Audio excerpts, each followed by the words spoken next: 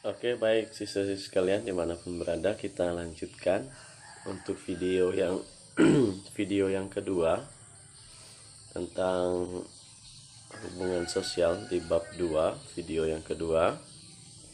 Kemarin terakhir kalian sudah mencari ya tentang pengertian komunikator, komunikan, pesan, media, dan efek. Itu 5 unsur yang wajib ada dalam komunikasi. Lalu kontak sosial kemarin enggak ya. Jadi kalian mencari pengertian komunikator, komunikan, pesan, media, dan efek. Oke, baik. Sekarang kita lanjutkan. Nah, ini dia. Faktor pendorong interaksi sosial. Jadi ketika orang melakukan interaksi, ada hal-hal yang mendasarinya, ada hal-hal yang mendorong seseorang untuk melakukan interaksi. Interaksi sosial dilandasi oleh beberapa faktor psikologis, yaitu yang pertama imitasi. Imitasi adalah tindakan meniru orang lain. Jadi imitasi kegiatan meniru orang lain. Sementara sugesti berlangsung ketika seseorang memberi pandangan atau pernyataan sikap yang dianutnya dan diterima oleh orang lain. Jadi sugesti itu apabila seseorang mempengaruhi orang lain dan orang lain yang dipengaruhinya itu tidak lagi dapat berpikir secara akal sehat, tapi tiba-tiba dia melakukannya. Banyak kan orang melakukan sugesti-sugesti ya, mempengaruhi orang lain, tetapi orang lain yang mengikuti, orang lain yang terpengaruh itu tidak melakukannya dengan akal sehat. Itu sugesti ya. Lalu identifikasi merupakan kecenderungan atau keinginan seseorang untuk menjadi sama dengan pihak lain atau meniru secara keseluruhan. Identifikasi meniru secara keseluruhan, hampir tidak ada bedanya dengan orang yang ditiru. Simpati merupakan kondisi ketertarikan seseorang kepada orang lain. Simpati, ketertarikan terhadap orang lain, atau simpatisan bahasa sekarang ya, dalam kehidupan berpolitik itu simpatisan. Berarti orang yang tertarik terhadap orang lain. Lalu empati merupakan simpati yang mendalam yang dapat mempengaruhi kondisi fisik dan jiwa seseorang. Misalnya ketika orang dapat musibah, lalu ketika orang dapat yang membuat dia menderita, lalu ada orang yang sampai menangis saking kasihannya. Nah, itu merupakan empati. Jadi rasa simpati yang mendalam masuk ke dalam perasaan seseorang. Oke, baik, kita lanjutkan ya. Tetap semangat mengikuti. Nah, bentuk-bentuk interaksi sosial atau hubungan antara keteraturan sosial dan interaksi sosial. Keteraturan sosial tidak terjadi dengan sendirinya, melainkan harus diusahakan oleh setiap warga. Keteraturan sosial merupakan hubungan yang selaras dan serasi antara interaksi sosial, nilai sosial, dan norma sosial. Ya, keteraturan sosial. Oke, baik, sekarang kita lihat. Menurut proses terbentuknya keteraturan sosial terjadi melalui tahap-tahap berikut. Ya. Ingat, ini tahap-tahap. Ya. Ini tahap-tahap. Harus siswa-siswi sekalian ingat. Yang ini adalah tahapan. Jadi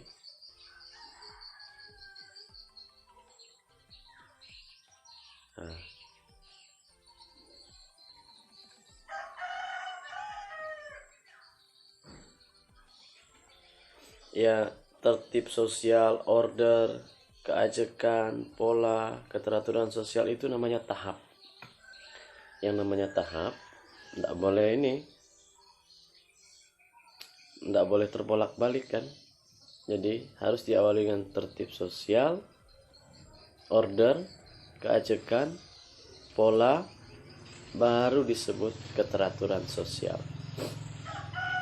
Oke, tertib sosial atau social order yaitu suatu kondisi kehidupan masyarakat yang aman, dinamis, dan teratur gitu ya. Teratur ditandai dengan setiap individu bertindak sesuai dengan hak dan kewajibannya. Apabila kondisi aman, nyaman, lalu orang bertindak sesuai dengan hak dan kewajibannya, ya,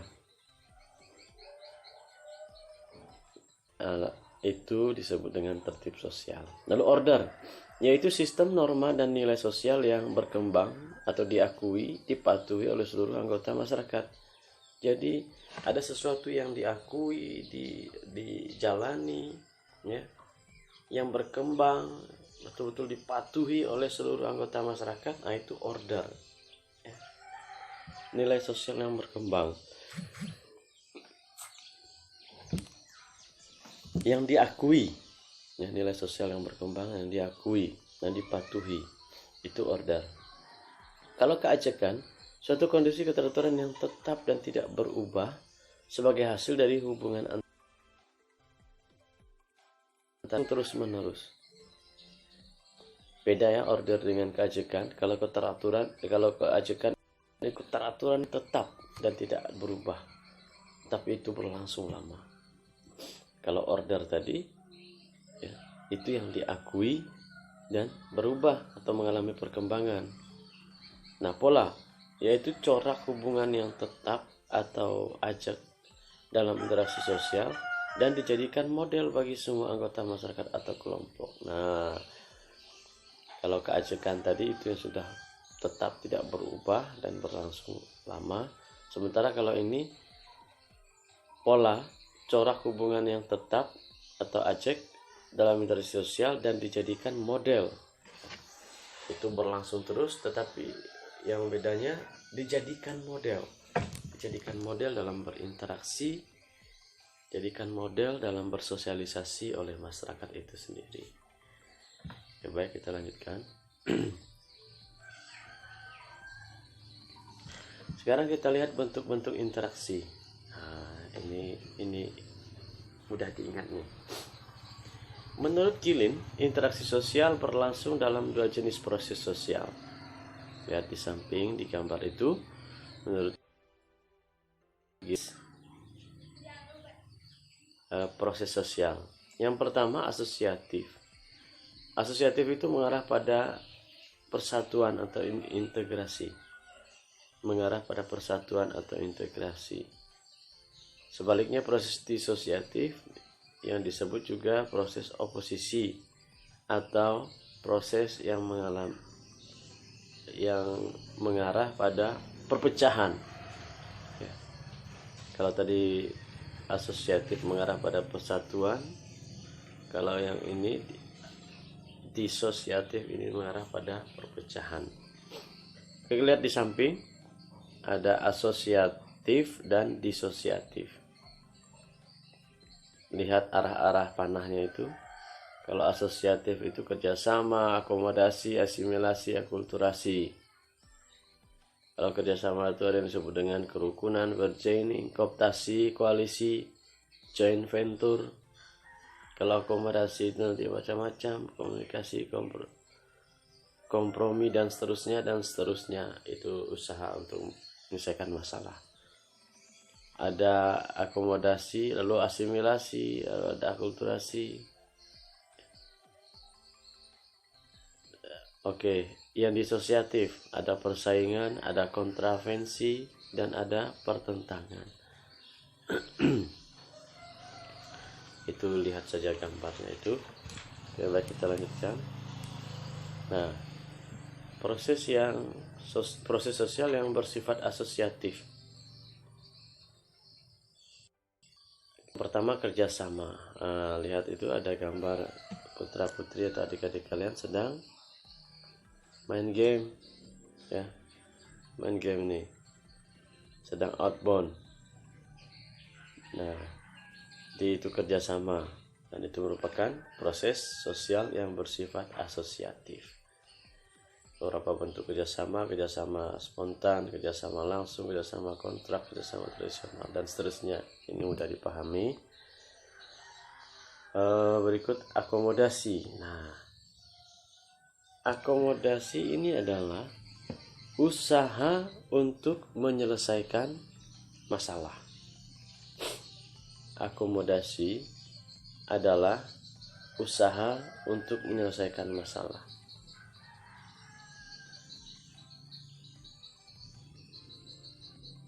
Diakomodasi, usaha untuk menyelesaikan masalah,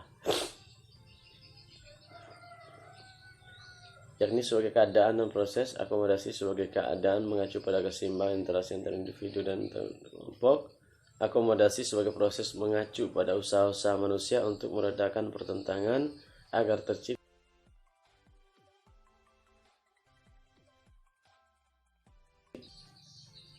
akomodasi, asimilasi, kontravensi, pertentangan ya.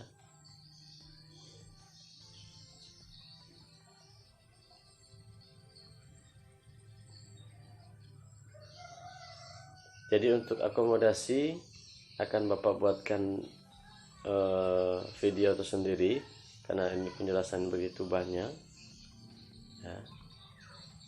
Nanti akan Bapak buatkan video sendiri untuk materi selanjutnya. Jadi untuk materi hari ini demikian dulu.